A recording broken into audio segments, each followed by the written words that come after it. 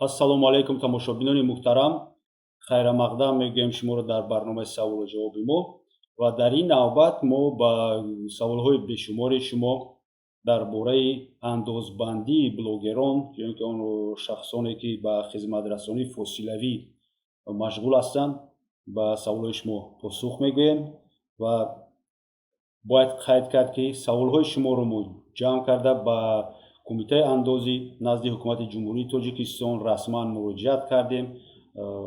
Ба саволҳое ки шумо додед, он саволҳоро ба кумитаи андозӣ ҳукумати ҷумҳурии Тоҷикистон ирсол кардем ва ҷавобҳои гирифтаи онҳоро ҳамин рӯз мехоҳем ба шумо расонем. Инак саволи якум чунин аст: кадом шахсро блогер ҳисоб мекунанд ва дар асоси кадом меъёрҳо?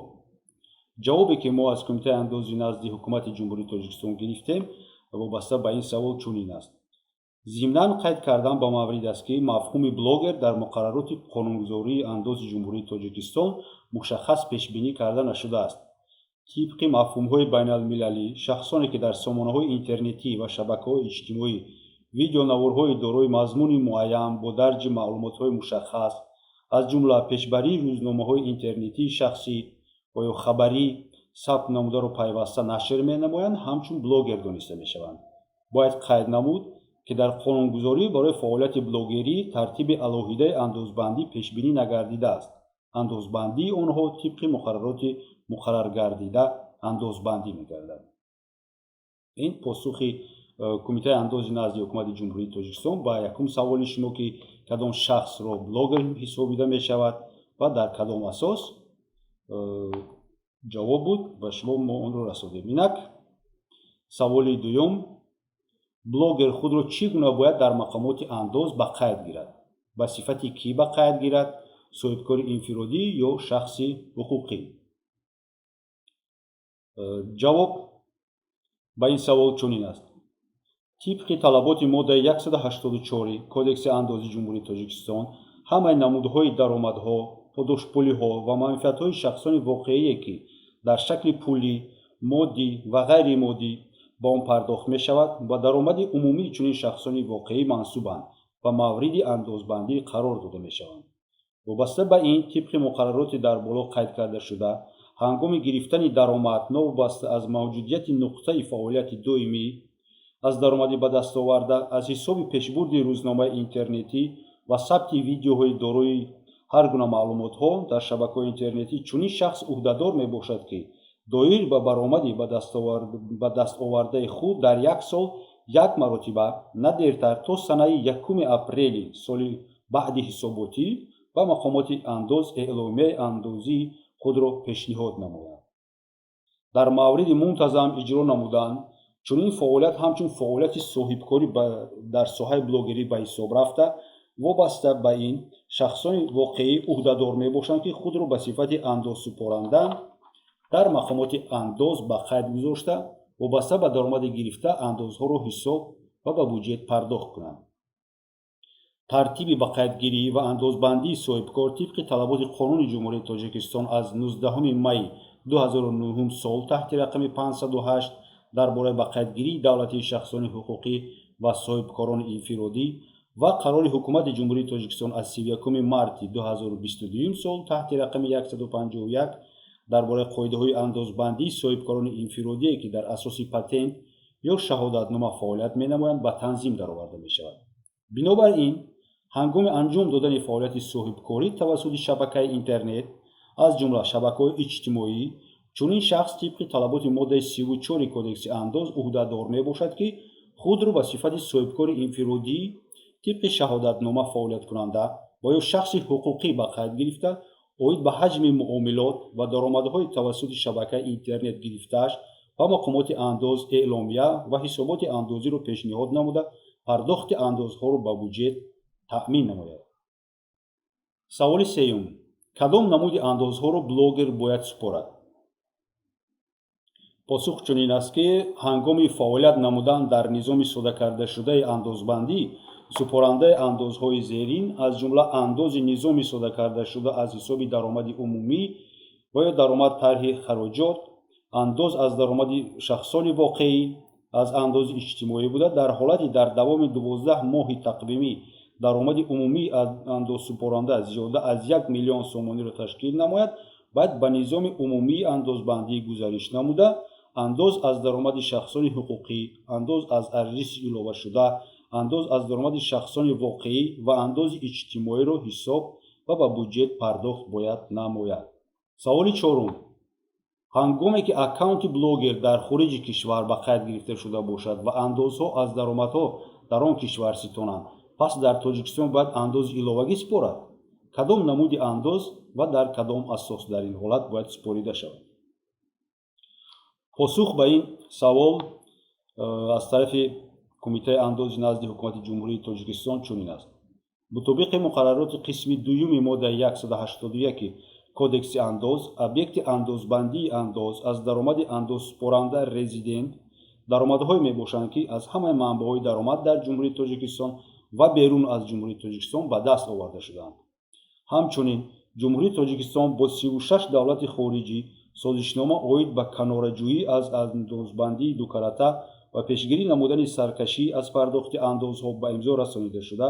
طبق مقررات چنین سازشنامه رزیدنت‌های دولت‌های عهدکننده حقوق دارند در مورد پرداخت انداز در یک دولت عهدکننده به دولت دیگری عهدکننده اندازهای پرداخت نموده را در اساس حجت تصدیق کننده از جانب مقام وکالتدار دولت پیشنهاد گردیده به حساب گیرند و چنین اندازها تنها در قسمت اندازهای مستقیمی که سازشنامه‌های ذکر گردیده در بر میگیرد به حساب گرفته می شود. سوال پنجم، انداز از درآمد فعالیت بلاگری چی گونه حساب کرده می شود؟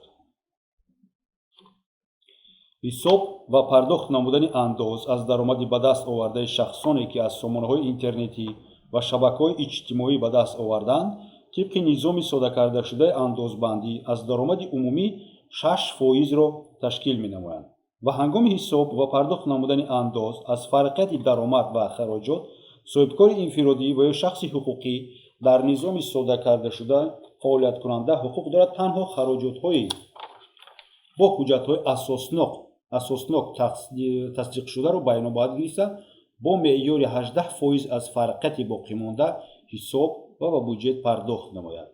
سوال ششم، برای نشان دادن خراجات فعالیت بلاگری بلاگر چه حجت‌ها را می‌تواند به مقامات انداز پیشنهاد کند؟ مطابق مقررات ماده 190 کودکس انداز از درآمد عمومی تمام خراجات تصدیق شده واقعاً انجام داده مربوط به دوره حساباتی با گرفتن چنین درآمد علاقمند که در کودکس مذکور یعنی که کودکس انداز یا دیگر سندهای معیاری حقوقی پیش بینی گردیده که به کودکس مذکور یعنی که به کودکس انداز مخالفت نمی‌کنند طرح کرده می‌شوند. از جمله خراجات با حجت تصدیق شده عهده‌داری‌های اندازی با نظرداشت محدودیت‌های مقرر نموده زیربند N قسم 8 ماده 192 کودکس انداز، خراجات با حجت تصدیق شده مزد مهنت، خراجات سفرهای خدمتی کارمندان در دایره معیارهای مقرر کرده شده و به اندازه‌ای که خراجات سفر خدمتی زیاده از معیارهای مقرر شده مطابق ماده 186 کودکس انداز و درآمد کارمند داخل کرده می‌شود. خراجات تصدیق شده برای اشیاء خام، مواد، خراجات رکلام، انرژی واقعاً در دوره انداز استفاده شده با استثنای خراجات وابسته به ساختمان، خرید نقطه‌های اساسی، خرید واسطه‌های اساسی و وصل سازی آنها از جمله خراجات فرقیت منفی قرب اسعار، جریمه‌ها و فایزهای قرض که هنگام ساختن و نصب به ارزش واسطه‌های اساسی منسوب دانسته می‌شوند. اینچنین خراجات دیگری که مطابق ماده 214 کودکس انداز خصوصیت اساسی یعنی کپیتالی دارند و خراجاتی که طبق ماده 192 کودکس انداز و مقررات دیگری همین باب باید طرح کرده نشوند. درآمد از فروش، سپاریدن یا خارج‌کنی دارایی‌های در فعالیت صاحبکاری استفاده شونده اندازسپارنده که مطابق ماده 213 کودکس انداز معین کرده شده است و فرقیت قرب اسعار که اندازسپارنده در دوره حساباتی مطابق ماده 212 کودکس انداز گرفته است.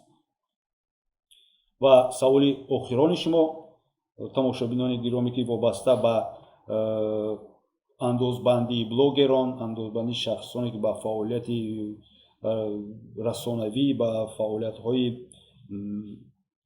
дар шабакаҳои иҷтимоӣ алоқаманд мебошад. Чунин мебошад ки шаҳрванди Тоҷикистон аз фаъолияти блогерӣ дар хориҷа, фарз кардем Русия, Аврупо гузаронида андоз месупорад ё не, ҳангоме ки дар Тоҷикистон ҷойи зисти доимӣ дорад. бояд қайд намуд ки дар ҳолати аз ҷониби андозсупоранда ба даст овардани даромад аз манбаъҳои воқеъ дар давлатҳои аҳдкунандаи созишнома оид ба канораҷӯӣ аз андозбандии ду карата ва пешгирӣ намудани саркашӣ аз пардохти андозҳо ки ҳукумати ҷумҳурии Тоҷикистон бо давлатҳои хориҷӣ ба имзо расонидааст, пас маҳалли пардохти андоз тибқи муқаррароти чунин созишнома муайян карда мешавад.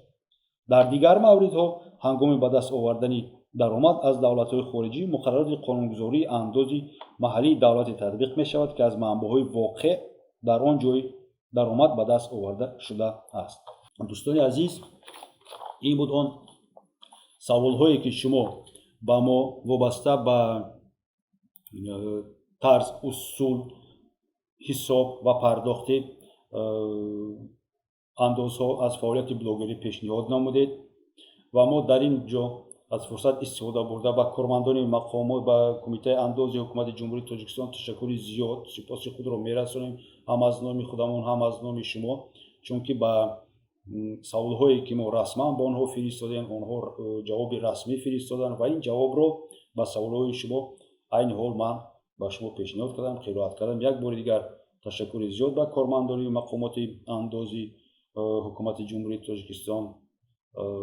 ин иқдоме ки онҳо гирифтанд, яъне ки муошират кардан ба ҷомеаи шаҳрвандӣ бениҳоят хуб аст. агар ин иқдомро дигар идораву кумитаву вазоратҳо низ пайгирӣ кунанд, давом диҳанд, бовар кунед ҷамъияти мо оҳиста оҳиста гулгул шукуфон хоҳад шуд ва ба мақсади асосии худамон барои бағам бардоштани дониши ҳуқуқии мардум новобаста аз дониши андозсупорӣ, ягон дониш дар бораи ягон маълумот дар бораи ҳуқуқҳои асосии тибқи муқаррароти конститутсия ё ки дигару дигар мо пайдо карда метавонем ва як намунаи дар ҳақиқат фаъолият мекарда будаи ҳамин мақомотҳои қудратӣ ҳисобида мешавад.